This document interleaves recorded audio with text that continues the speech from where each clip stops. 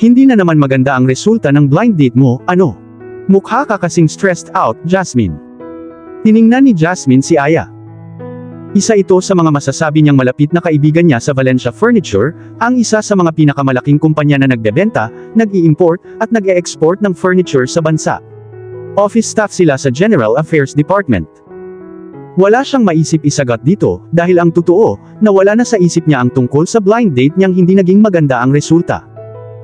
Buong weekend ay isa lang ang gumugulo sa isip niya, si Amir, kaya kulang siya sa tulog at pakiramdam niya ay pagod siya. Kahit ano ang gawin niya, hindi pa rin niya makalimutan ang pakiramdam ng mga labi nito sa mga labi niya. Tila permanente nang nakaguhit sa isip niya ang mukha at ngiti nito. Ilang beses ding sumagi sa isip niya, kung ano kaya ang nangyari kung sakaling hinintay niya itong magising. Nagkaroon kaya ng karugtong ang isang gabing pagsasama nila. Marahas na umiling siya, hindi siya dapat nag-iisip ng ganoon. Wala siyang dapat pang hinayangan. Isa lamang itong estranghero na nakilala niya sa hindi inaasahang pagkakataon. Ang weird mo talaga ngayon, Jasmine. Pareho kayo ni Letty, puna ni Aya. Kakasabi pa lamang nito yun ay narinig na nilang pinagagalitan ni Mrs. Ramos, ang immediate boss nila, ang kaibigan nilang si Letty. Sabay silang lumingon ni Aya sa mga ito. Nakayuko si Letty, habang nakikinig sa sermon ng boss nila. Mukhang may nagawa na naman itong mali. Kanina pa kasi ito nagkakamali sa mga ginagawa nito.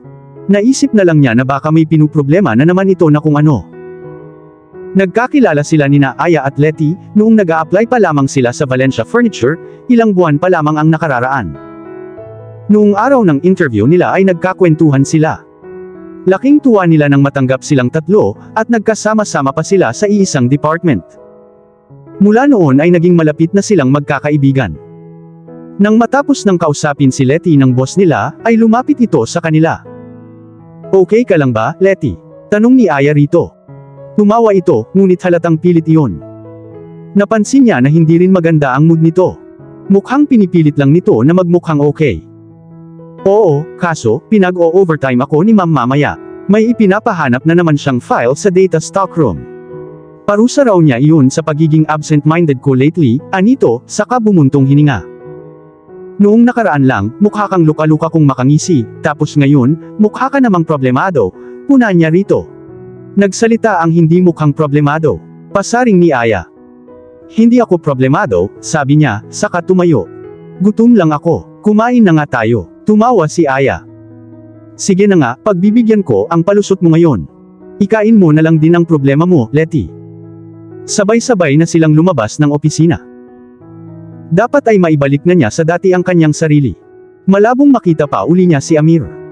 Sayang lang ang effort niya sa pag-iisip tungkol dito. Letty, mauna na ako, ha? Paalam ni Jasmine sa kaibigan niya pagdaan niya sa cubicle nito.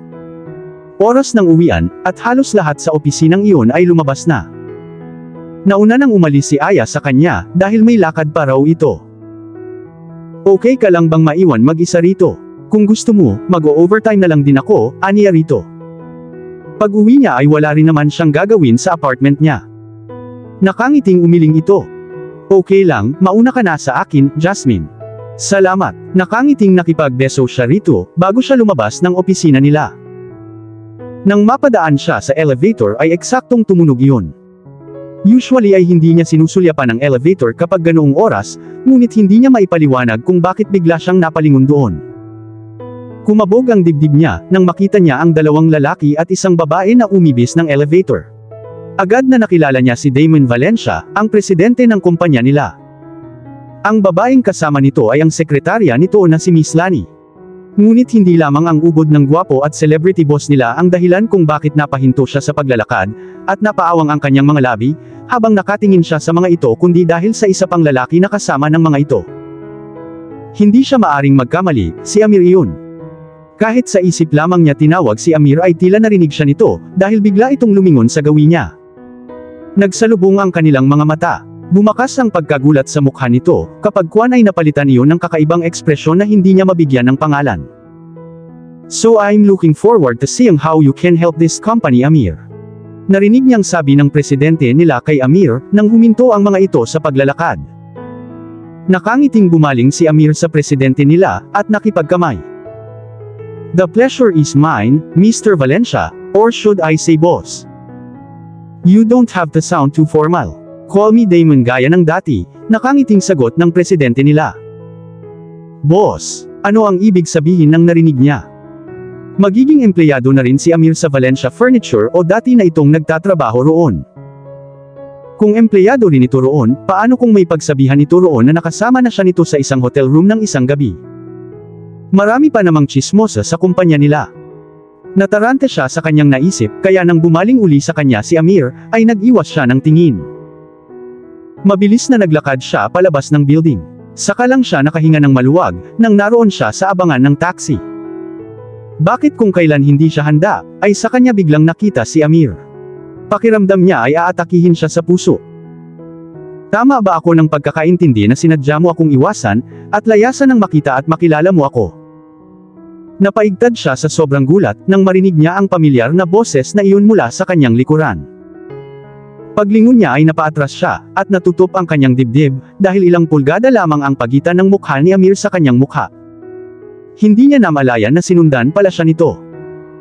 Para kang nakakita ng multo, Could it be that you wanted to forget all about me, kaya umalis ka nang hindi nagpapaalam noong isang araw?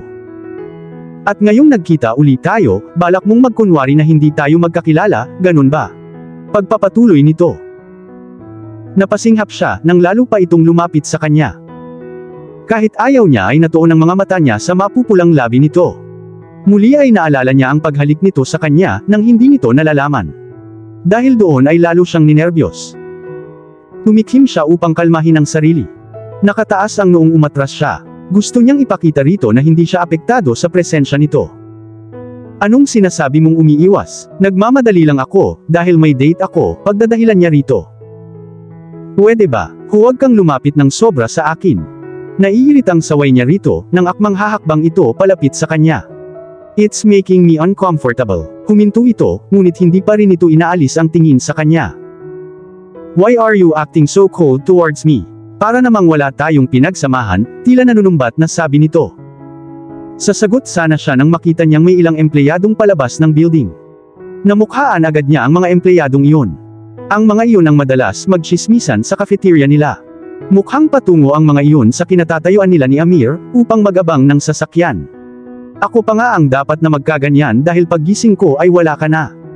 Even if we only spent a night together, it was still rude of you not to wake me up and say goodbye, pagpapatuloy pa rin ni Amir. Don't speak that way, they might get the wrong idea. Mahina ngunit mariing saway niya rito. Kung maririnig ng iba ang sinabi nito, baka isipin ng mga iyon na may ginawa sila na kung ano sa isang gabing magkasama sila. Paglingon niya ay nakita niyang ilang hakbang na lang ang layo ng mga tsismosang empleyado sa kanila. Dumiretso siya ng tayo, pagkatapos ay tinalikuran niya si Amir. Anyway, hindi na kita ginising noon kasi, masyadong mahimbing ang tulog mo, at saka kailangan ko nang umalis. It was really rude of me. Tinulungan mo ako, tapos ay hindi pa ako nagpasalamat ng maayos sa'yo. I'm sorry, mahinang sabi niya rito. Nang hindi ito sumagot, ay napilitan siyang lingunin ito. Bahagya siyang napamaang nang makita niyang nakangiti ito nang maluwang na parabang aliw na aliw ito sa kanya. Tumikhim siya. Ngayong nasabi ko na sa iyo ang gusto kong sabihin, okay na ha. From this moment on, kalimutan na natin ang nangyari. Hindi pa tayo nagkikita, at hindi tayo magkakilala, okay. Napalis ang ngiti nito. Why? Sinulyapan niya ang mga empleyadong tuluyan nang nakarating sa pwesto niya.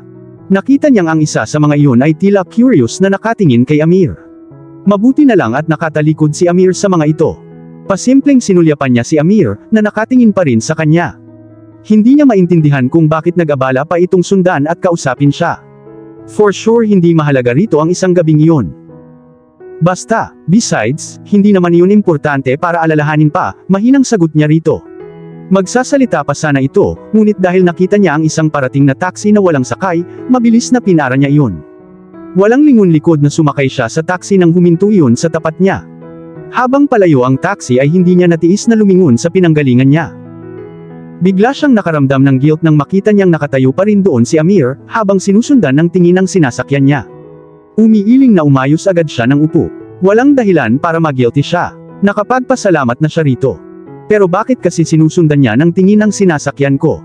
Ang labo, huminga siya ng malalim. Pinilit niyang iwaksi ito sa kanyang isip. Bumuntong hininga si Jasmine pagpasok niya sa apartment niya. Maaga kaysa sa karaniwan siyang nakauwi sa bahay, dahil wala siyang date sa araw na iyon.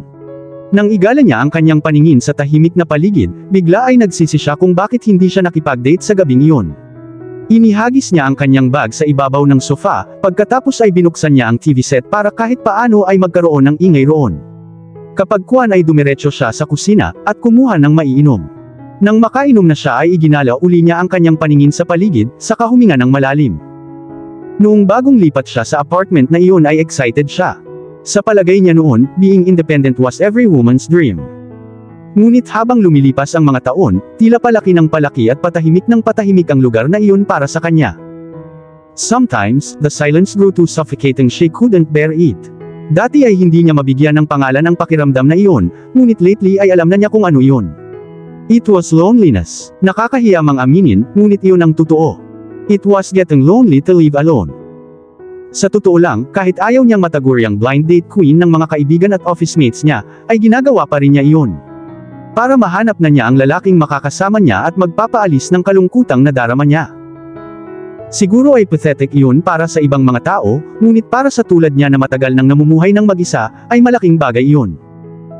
Kaya magpakita ka na sa akin, kung sino ka man, nafu-frustrate na sabi niya. Sa hindi malamang kadahilanan ay bigla niyang naalala si Amir. Marahas na umiling siya, ano ba ang pinag-iisip niya? Malabong si Amir ang lalaking hinahanap niya. Kahit saan tingnan, hindi ito ang ideal man niya. He was too good looking and too smart for her taste.